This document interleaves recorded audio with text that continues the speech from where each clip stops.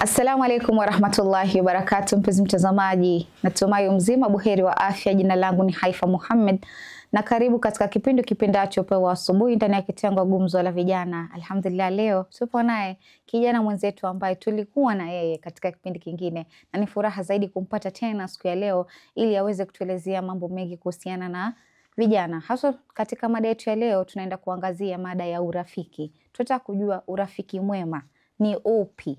Friendship, good friendship. Yani tunataka kufahamu jinsi gani wewe kama kijana utakuwa na rafiki ambaye mtaongozana, mtakuwa katika njia nzuri, ama how do we define friendship? Na insha Allah si mwingine bali mgeni wetu leo ni Bolton, na ataweza kujitambulisha na kujifahamisha zaidi. Huenda kama umesahau alikuwa katika nyanja gani, ila tutaweza kumfahamu zaidi na zaidi. Karibu sana Bolton. Asante. Habari ya asubuhi? Niko salama sana.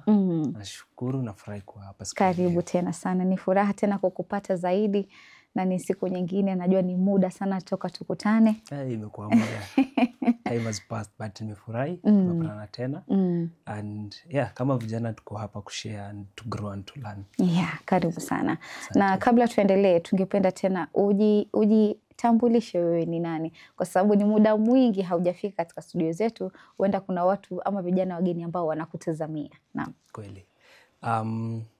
Kwa mafupi na marefu nitasema kwa majina ni Bolton Okeo. Professionally mimi ni psychologist.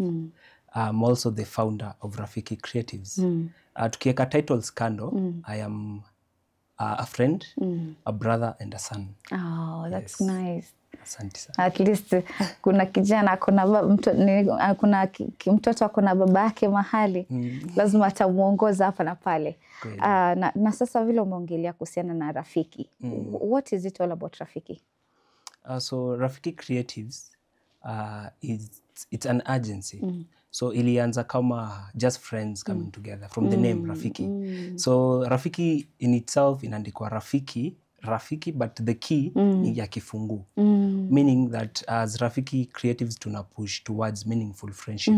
So kama vijana tunakuja pamoja, kwa hiyo rafiki yetu tunaona ni nini ya maana tunaweza fanya kwa society. So tuna create meaningful employment. We also mobilize resources. So entrepreneurs tunapatana pale, and then tuna share resources and we rise together. Wow, that's nice. Okay. Tukiangalia mada yetu ya leo, since we've talked about Rafiki, your organization, I think it's an organization, is it? Yes. Umeongelea kuhusiana na Rafiki. I believe mlianza as friends and so on. What was that friendship all about? So I'll go a little bit back in time. 2020, imekuwa kitambo. So in 2020, I nearly lost my life. Pole. Na ilikuwa a tragedy. Siwezi sema kuna something. I don't believe in bad friendship. I just believe in unfocused friendships. So tunaweza kuwa marafiki and then we are just friends because we are friends. Hatuna any motives towards the friendship, any direction. So in that you find your way that because of someone having an unfocused ama ako focused in a negative way, so the friendship inaenda towards that direction. So that's where we went. Being grown, like I grew up in Kibra. Nimezaliwa na nimelelewa Kibra. So in Kibra kuna vijana, kuna kukaa base, kutulia. So from there is where you get lured into things that are negative. So hapo nikajipata in a situation that sikuwahi jua nitajipata, because I was the kind of a person nilikuwa na believe like urafiki ni urafiki tu. True. So hiyo urafiki can lead towards being vulnerable, and then I found myself in a position where I shouldn't have found myself. And that's where I almost got bit in hizi vita za gang, na mimi sikuwa na habari. So in between that, I nearly lost my life, as I said. And coming out of that, now moving forward in life, nikakuja gundua, urafiki, we can be friends, but if you don't have a motive towards friendship, if you're not intentional about setting pace kwa hii urafiki yetu, we can also lose course again. True. So that's why I came with the concept of Rafiki, where we bring friends together.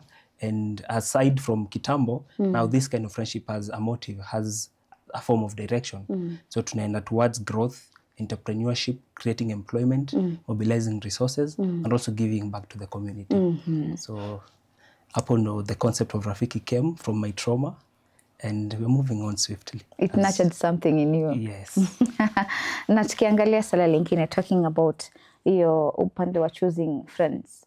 How should we choose our friends? Because tukiangalia incident yako, ni kwamba ulikuwa na unfocused friends. True. So ilikupa realization gani ya wewe kufikia nyakati mpaka ukasema, now it's high time I should know how to choose my friends? That realization ama hiyo consciousness ilinihit when I was in campus. So in campus you get a lot of new friends. You meet a lot of new people from different counties, different nations. And you start to begin picking up some new habits. Alafu unapata kidogo you are starting to do things you never used to do. Yeah. And then it hit me one day that what if a reoccurrence of what happened back then when I was in Form 4 in 2020, what if it reoccurs again, ifanyike kwa mara ya pili? And that's when I brought my friends together and tukakuja kuangalia, in as much as we're friends, if we don't have intentionality, if we don't have something that holds purpose for this friendship, it's all like, it's nothing. Ni kama tuna ride a wave that we don't know where we're going. So in terms of when I got to now start picking friendship, I got to have the sort of mentality now, kuna certain qualities that you need to look in a friend. And that's when I started to handpick my friends, other than just being friends with someone because maybe tumegrow pamoja, ama we are friends because we are classmates, ama we come from the same place. Now you get to pick your friends because these are people who in a way define you. Because wanasemanga, there's this saying inasema, show me your friends and then I show you who you are. True. In a way it holds some truth in as much as tunajiambianga like mimi ni mimi kibinafsi ama ni mimi kimtu, but your friends and the company you keep in a way shape who you are. So if you don't be intentional kupika watu wanakushape, uta get out of shape basically. Utakuwa lured into things that you don't believe in, things that you're not in support of. So being intentional about picking some qualities and some sort of kukua tuna standard in friendship. Yeah, true. Yeah. And do you think tukiangalia, because kuna watu wengine wako na ile like, if you do this to me, that's what I'll do to you. In fact, in terms of friendship, kuna mtu atakwambia like, okay, leo mimi amenisaidia na a certain amount of money, and then kesho ni yeye anataka the same, nimpe the same amount of money. So should we say that friendship is transactional, or it's just a saying, or ambao people wame tend kuharibu the value of friendship? Ukiongelelea hiyo aspect, it's something that speaks to me. Napenda venye umeiweka that maybe if I borrow a certain amount, also expect nikikuja I'll borrow a certain amount from you. One thing I believe about friendship, inafaa kuwa a two-way traffic. First of all, it's you do me, I do you, and it's not that I'm expecting. Kukiwa na expectation, then that's not real friendship. There are levels of friendship. Kuna the true kind of friendship, alafu kuna zile mimi naziita institutional friendships. So the true kind of friendship ni zile ambazo ni kama hatuhesabu zile favors nimekufanyia. Ambapo nikikufanyia favor, I don't expect you to do the same amount. Atuweki a certain measure in the way we help each other. So the deep kind of friendship inakuja, you first realize this kind of friendship during the hard moments, where people show up for you without expecting, where people listen to you with empathy, and kuna listening, alafu kuna ile just replying. So in deep friendship, siamini kuna the transaction, but in institutional friendships, kama maybe mimi na jirani yangu, so naweza sema jirani yangu ni rafiki yangu, but jirani yangu akinisaidia sukari, next time anajua nikikosa chumvi nitaenda pale anisaidie. So hiyo si deep friendship, that is what I call institutional friendship. Kama ile expectation yako na maybe your classmate in class, nikikusaidia kalamu na expect nikikosa kalamu utakuja unisaidie kalamu. So hatufai kuweka expectations when it comes to genuine and true friendship. Rather inafaa kuwa you just doing it willingly for your friend in hopes that they'll be okay. Si ati unangoja pia ukikwama unexpect atafanya the certain measure. Binadamu watutoshani in terms of capacity. So nikikusaidia na 10k and then maybe wewe una uwezo wa kunisaidia na 10k when I'm in need. Maybe unaweza fikisha maybe only 1,000. Ndio. It's the measure that counts. It's not even the amount that you give. Yeah. So should we put it like some friendship are seasonal? Yes, definitely. And hapo ndo wengi wetu kama vijana tunapotea. Because the reality ya sahi na vijana, they define friendship like that institutional friendship. Wengi wanachukua urafiki ni kama ni ile nipe nikupe. So wewe nipe, mimi nimekupea hii, alafu wewe unafaa unipe hii. I think there was a post in TikTok yenye niliangalia, like there are two influencers who are friends. So there was a time that this one influencer was talking about Palestine. Okay. So huyu rafiki yake akaumia. I don't know, it's like alikuwa amepata ajali kidogo. So huyu aliexpect huyu atampost. Huyu alipost kitu nyingine ambayo ni ya Palestine. Okay. And ukiangalia, it's like alikuwa na expect huyu atamfanyia the same, because any atampost, feel sympathy na yeye. And remember, tuko na a bigger chaos that is really going on. Because Palestine is not just something, it's something to consider. True. Sasa, I don't know what type of friendship ambayo inakuwa katika hapo, kwa sababu at the end of the day unakuta watu wanakosana with just a little things. Because humanity matters. True. So I like the way you've brought out the issue of maybe rafiki yake alikuwa vulnerable and there's an equally, even something that is of a larger magnitude, like the Palestine issue. Because that's a humanitarian issue. Na inapewa kipaumbele. It's bigger than one person. So I see the kind of friendship yenye iko hapo in that kind of relationship. Unapata people hold some certain expectations. Tunafaa kujua expectations za friendship first of all, na expectations za like in business. Let me just, because I'm a business person, let me bring the aspect of business. So in business kuna kitu tunasema ni partnership.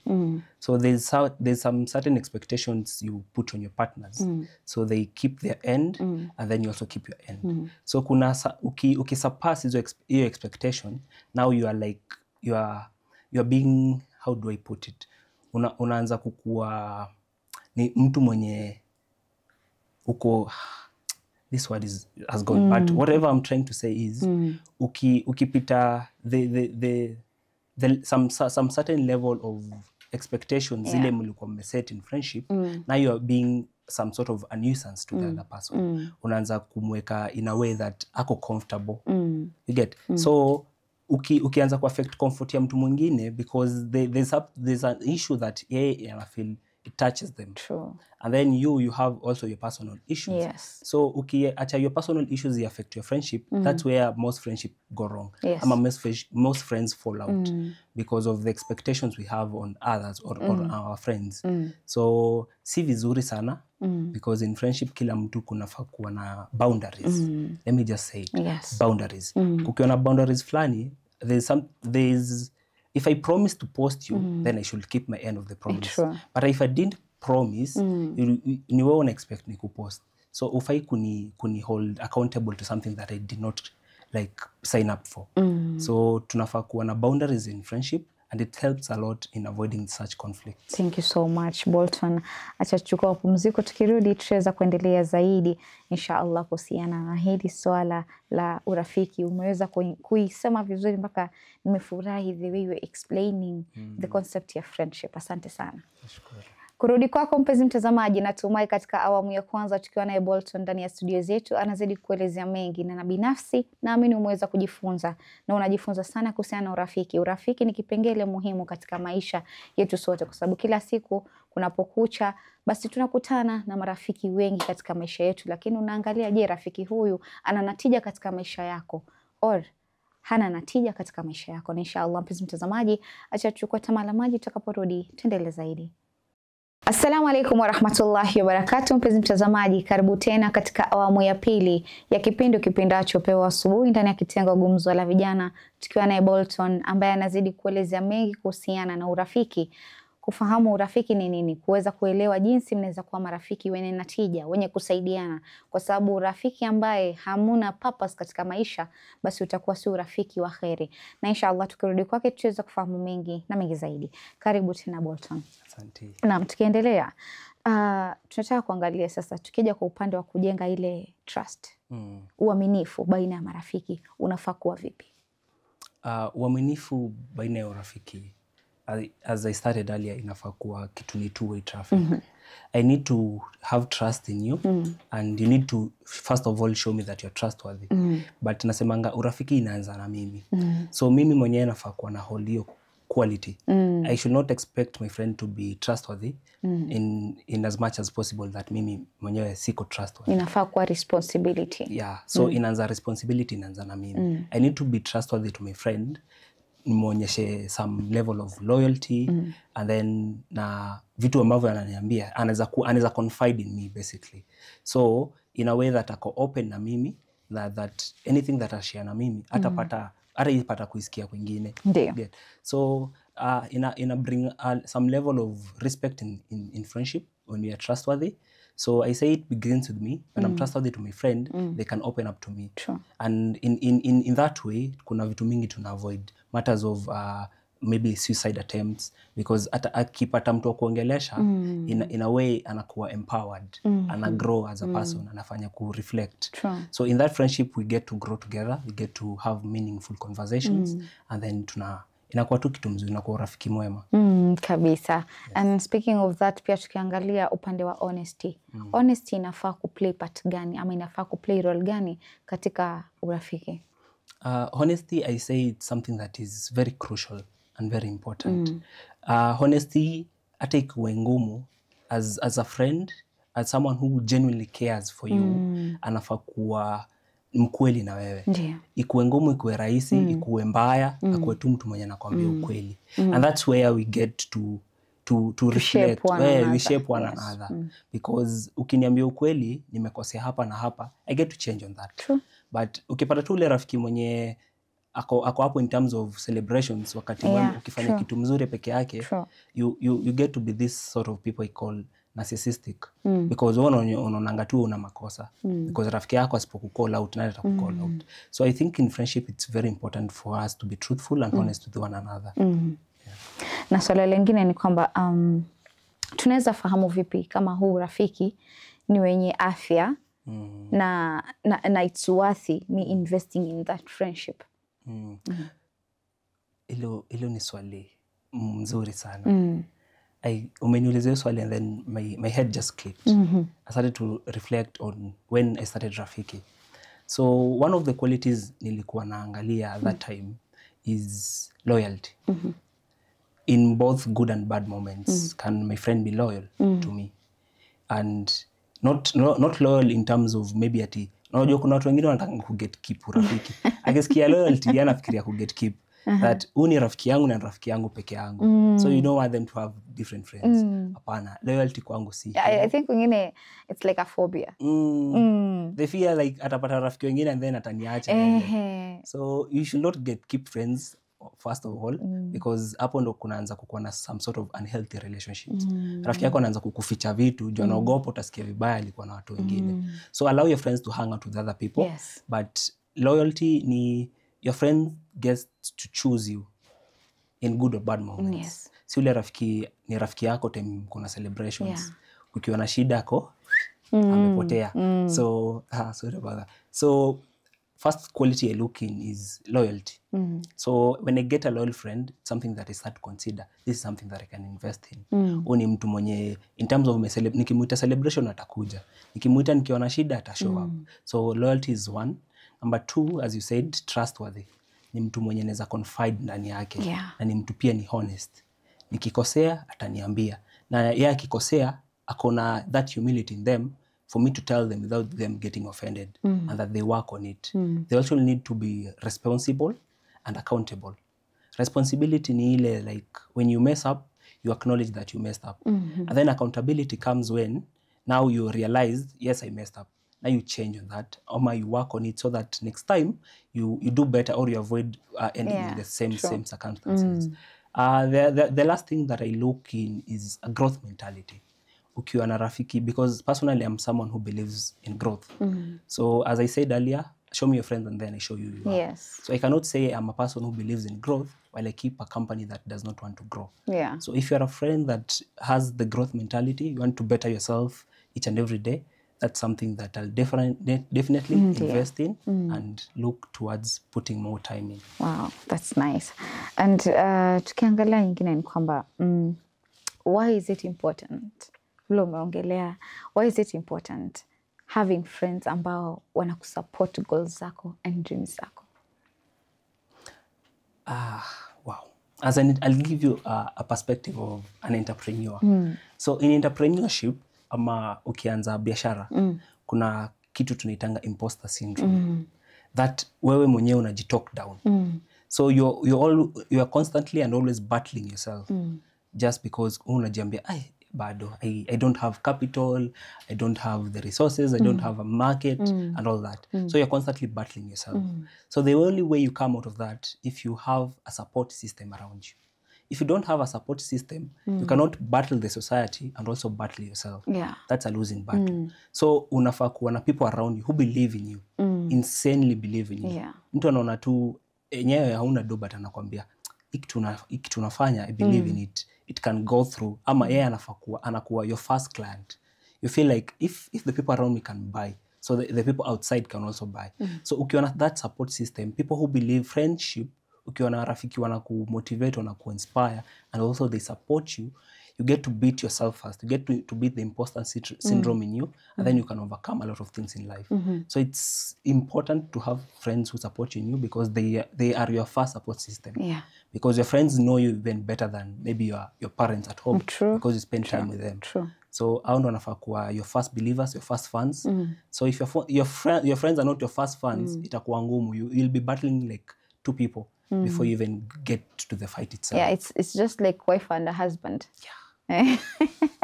They say kwamba mume anamjua mke vizuri na mke anamjua mume vizuri.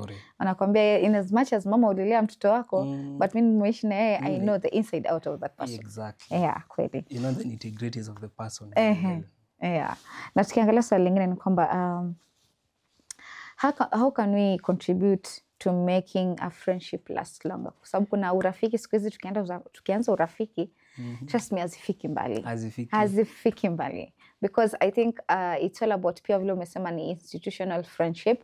Wengi wako na ile mentality ya nipe nikupe. Me, I'm not doing, it's like I'm doing a favor for you. Sikusaidii sababu nimependa kukusaidia. So tunaweza fanya vipi ili hizi urafiki ziweze kukawia, yani kulast long. So what we do at Rafiki is tunakuangana a mantra. Personal mantra tunasemanga, it begins with you. So most of the time napata kwa maombi unasema, God, I'm praying to have good friends, I'm praying for all this and that.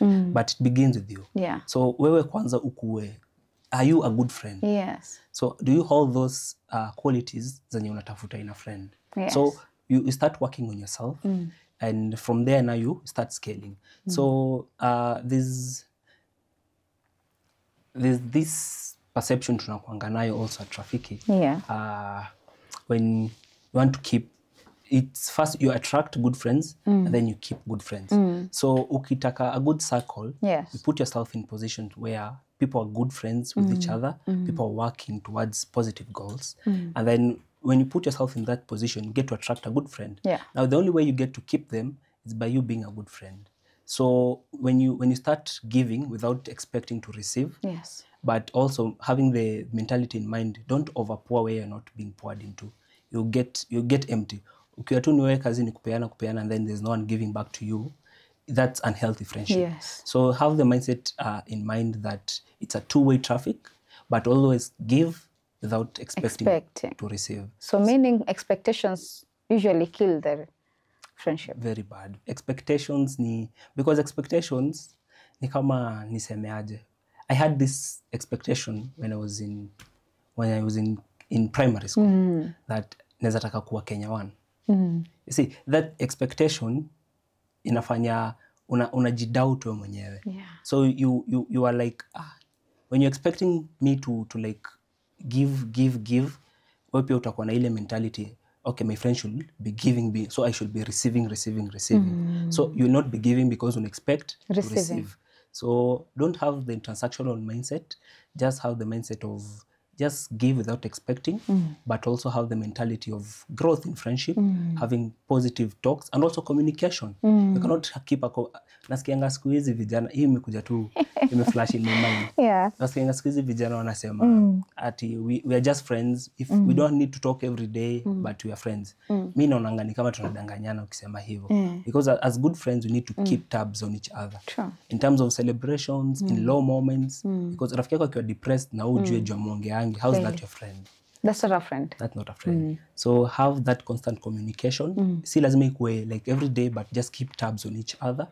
And give without expecting to receive, but also receive with gratitude. Maana kuna mmoja alisema ya kwamba okay, you're a friend, unajui kama mbi rafiki yako ana battle na depression and so on, kesho unasikia commit suicide. And hapo labda unasema mimi nilikuwa rafiki yake. You are a friend, how didn't you know or notice kwamba huyu mtu recently amekuwa hayuko sawa? Which raises a lot of questions on how we come together as friends, how we help each other as friends. Inakuwa na tashwishi na mtihani mingi. But then tukiangalia swala lingine ni kwamba we usually have conflicts in friendships. Hizo hazikosi, and it's like it's a must. Lazima kuna mahali tutakosana. We have friends who don't know how to express themselves. Tuko na marafiki ambao katika maisha yetu hawajui kujielezea. Yeye anaweza kosewa maskini na mtu, na akienda kumwambia ataonekana yeye ndo mbaya. We have such friends. Me being one of them, the reason as to why I spend correct mtu, it's because the moment I start correcting that person, mimi ndo nitaonekana mbaya na nimekucorrect. So inanipea ule uzito, nikikuona unafanya makosa na pata ule uzito kwa sababu huyo mtu ataona mimi ni mbaya. And then I start feeling the guilty conscious in me. So how can we resolve issues as friends without hurting each other's feelings? That's a good question to raise, and it's something that most people need to reflect and ponder about in friendship. First of all, at the entry point of friendship, unafaa kuwa put yourself in positions where you are comfortable in. Most friends wanasemanga wana fit in. Unapata, okay, me I've been raised in Kibra.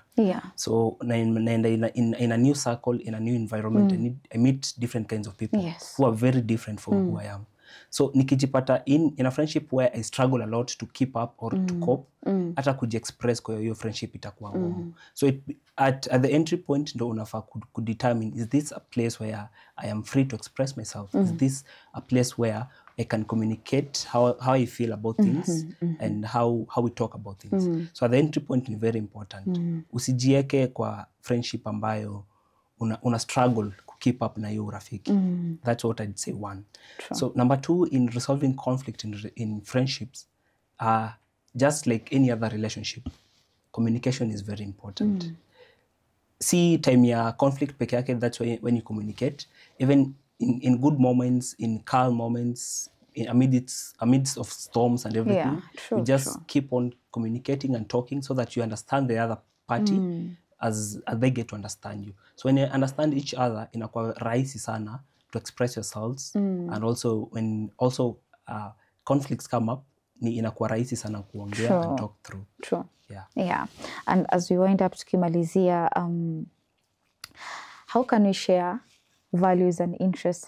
How can shared values and interests help deepen our friendship? How can shared values and interests deepen our friendship? I'd put it this way, just as I'll really reflect on what we do at Rafiki most of the time. So at Rafiki, kuna three categories.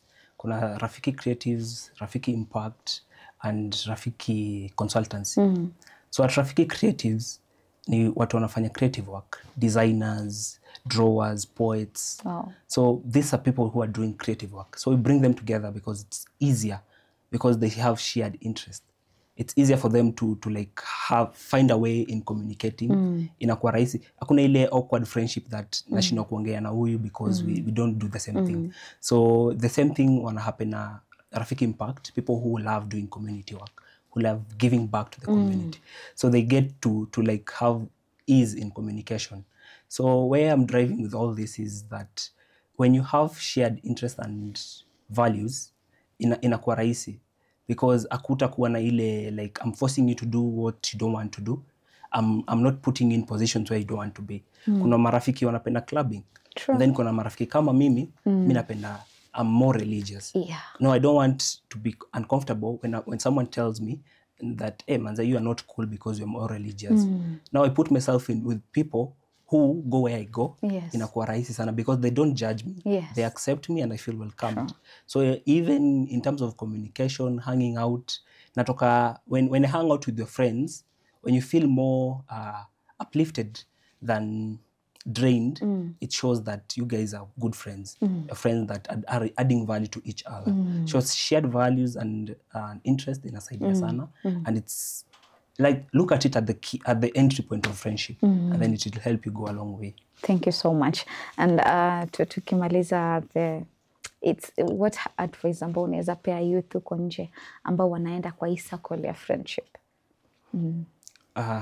So one thing that I did in 2020 that I still speak on is putting yourself in friendships that are not for you. Friendships that seem cool and then you want to be part of them, but you yourself unajua, this is not what I do. This is not where I hang out. But because you see these people posting and they had fun, now you want to be part of their of the friendship. Ama unaona maybe your workmates walienda pahali and then they had fun. But unaenda pale, you feel like unatoka hapo ukiwa more drained. So put yourself in positions where when you hang out with people, you feel like you are constantly thinking of it next time to hang out because we mwenyewe only feel you're part of the friendship and then you had fun. So put yourself in friendship and be genuine. At the entry point, just be genuine with yourself. Unajijua kushinda venye mtu mwingine anakujua. So ukiona this company is the company that is for me, just be there. But if you're struggling to keep up or even to fit in, that's not for you. So when choosing friendship, just be genuine with yourself, be genuine with the other party. If they're not doing things that you have shared values in, jitoe, and just look for your people. I say like, just look for your tribe. Sure. Look for your tribe and everything other thing will fall in place. Thank you so much, Bolton. It has been amazing kuwa na wewe, kuweza kuelewa, kufahamu vile umeelezea. Actually kujua mtu mwenye anaelezea hii concept ya urafiki, wengi hawajui kuielezea, but umeweza kuielezea in details, in what we should consider. I know it's a bigger topic and maybe we had a lot of questions kuweza kuongelea, but then kwa leo acha tuishie hapa. Asante sana. Nimeshukuru. Kurudi kwako mpenzi mtazamaji, natumai katika awamu ya pili tukiwa naye Bolton umeweza kufahamu mengi ambayo umeweza kuiangazia. Ni furaha sana kupata vijana ambao wanatufunza, wanatuelezea, na wewe pia unaweza pata ile motivation, unapata motisha ya kuweza na wewe kudumisha urafiki wako, kutafuta labda maybe inaweza kuwa wewe ndo tatizo na haufahamu, ni kuweza kujingamua, kuweza kujijua, kujifahamu, kujielewa. Hapo utaweza kuendeleza urafiki ambao uko na natija. Na inshallah mpenzi mtazamaji, kufikia hapo sina mengi ya kusema isipokuwa ni kukwambia fi amanillah.